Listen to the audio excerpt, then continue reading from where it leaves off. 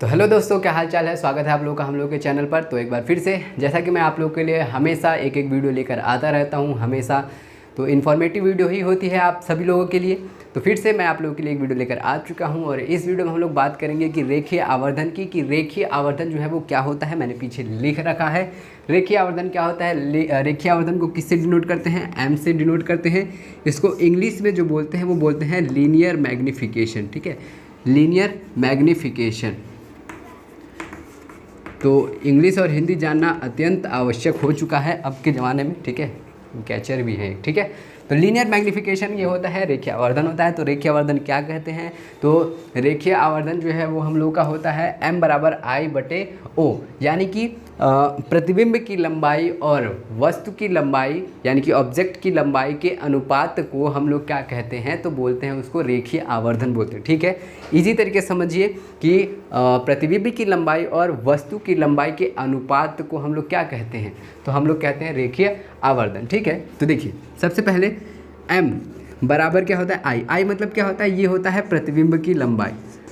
यहाँ पे लिख देते हैं हम प्रतिबिंब, और ये बहुत ही इंपॉर्टेंट फॉर्मूला है, एग्जाम में पूछा गया है कई बार। प्रतिबिंब की लंबाई, ओके, बहुत अच्छी बात। ठीक है, अपॉन में आपको क्या करना है? वस्तु की लंबाई, वस्तु की लंबाई। ठीक है, तो देखिए यहाँ पे प्रतिबिंब की लंबाई और वस्तु की लंबाई के अनुपात को हम लोग क्या कहते हैं? m कहते हैं, रेखीय आवर्धन कहते हैं, लीनियर मैग्नीफिकेशन कहते हैं। याद रखिएगा। जस्ट इसके बराबर में भी क्या होता है? तो v/u। v/u का मतलब क्या है? v/u, v मतलब होता है लेंस से प्रतिबिंब की दूरी। ठीक है, लेंस से प्रतिबिंब की दूरी, लेंस से प्रतिबिंब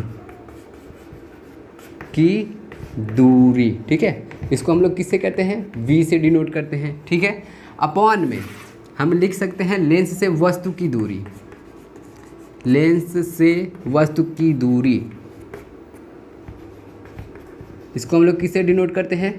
तो v से डिनोट करते हैं। इसको किससे डिनोट करते हैं? तो I से डिनोट करते हैं। इससे किसको डिनोट करते हैं? तो O से डिनोट करते हैं। ठीक है, तो आपको पता हो गया मैंने I/O और बराबर में v/u क्यों लिखा। तो इस पर एकदम इजी क्वेश्चन आते हैं, मतलब जस्ट आपको सिर्फ दिया रहेगा।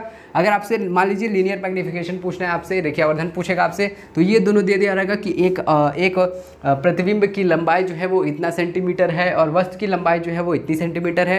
तो रेखीय आवर्धन ज्ञात करिए, सीधी सी बात, बच्चों वाला क्वेश्चन। या फिर आपसे पूछ सकता है, ये इस मैग्नीफिकेशन को हटा देगा। ठीक है, बोल देगा आपसे कि ये दे देगा, लंबाई दे देगा, वस्तु की लंबाई दे देगा, प्रतिबिंब की लंबाई दे देगा और लेंस से वस्तु की दूरी दे देगा, और आपसे लेंस से प्रतिबिंब की दूरी पूछ लेगा। जब आपको I पता है, O पता ही है, लेंस से वस्तु की दूरी यानी कि जो v है वो पता ही है, और सॉरी हाँ v पता ही है, u हमको फाइंड करना है, तो हो नहीं जाएगा। इसको बस इधर भेज दो, इसके साथ गुणा कर दो, v × I हो जाएगा, u हमारा फाइंड हो जाएगा। समझ गए आप लोग? ऐसे इजी क्वेश्चन जो है वो इसके बारे में पूछ लेता है, कोई डरने वाली बात नहीं है। बस फॉर्मूला याद रखिए, I/O और v/u, ये होता है लीनियर मैग्नीफिकेशन, रेखीय आवर्धन का फॉर्मूला होता है।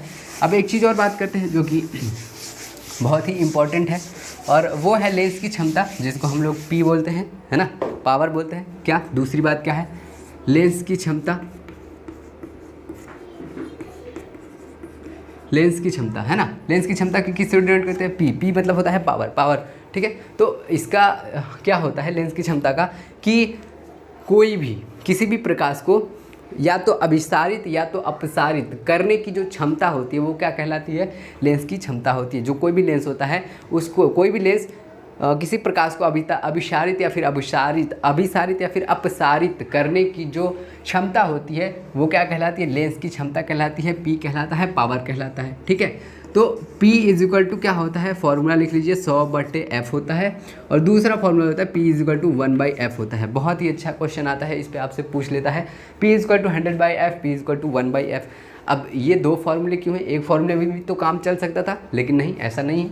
दो फार्मूला इसलिए दिया गया है क्योंकि P = 100/f सेंटीमीटर के लिए है, P = 1/f मीटर के लिए, है ना।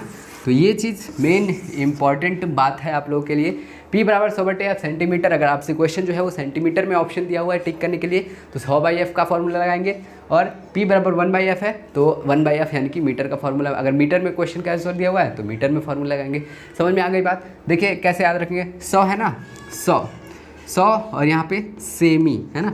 तो 100 से याद रहेगा कि 100 से सेंटीमीटर में जब पूछे तो 100/s लगाना है, और मीटर में 1/, आप समझ जाइएगा, ठीक है। वो भाग करने वाला, गुणा करने वाला बहुत ज़्यादा हार्ड हो जाएगा, बट यहाँ पर ये ठीक है, ठीक है। तो आई होप आपको वीडियो पूरी अच्छी से समझ में आ गई होगी। और अगर आप पॉलिटेक्निक की तैयारी करते हैं और ये वीडियो देख रहे हैं, तो मैं आप लोगों को एक चीज़ बताना चाहता हूँ कि अगर आप पॉलिटेक्निक में अच्छा नंबर लाना चाहते हैं तो आपको पूरा सिलेबस, होल सिलेबस जो है वो पूरे अच्छे से पढ़ना पड़ता है। और होल सिलेबस में आपके मैथ के 50 चैप्टर हैं, केमिस्ट्री में 24 चैप्टर हैं, और फिजिक्स में भी 24 चैप्टर हैं। तो अगर आप पॉलिटेक्निक एग्जाम की तैयारी अच्छे से करना चाहते हैं तो आप हम लोग के साथ जुड़ सकते हैं। हम लोग का पेड क्लास जो है वो ज्वाइन कर सकते हैं। पेड क्लास में आपको इन सभी सिलेबस के फुल एक्सप्लेन वीडियो मिलेंगे, और साथ में आपको 5000 क्वेश्चंस के PDF दिए जाएंगे, जो कि आपके लिए बहुत ही ज़्यादा महत्वपूर्ण होंगे।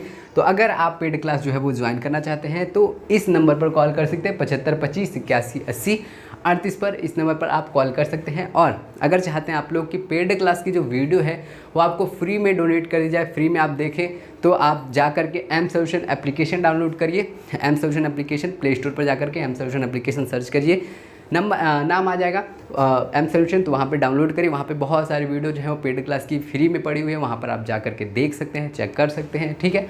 और लास्ट में अगर पॉलिटेक्निक एग्ज़ाम के आपको बहुत सारे PDF जो हैं क्वेश्चंस के चाहिए अगर, तो PDF मंडी जाकर सर्च करिए, PDF मंडी जाकर के सर्च करिए।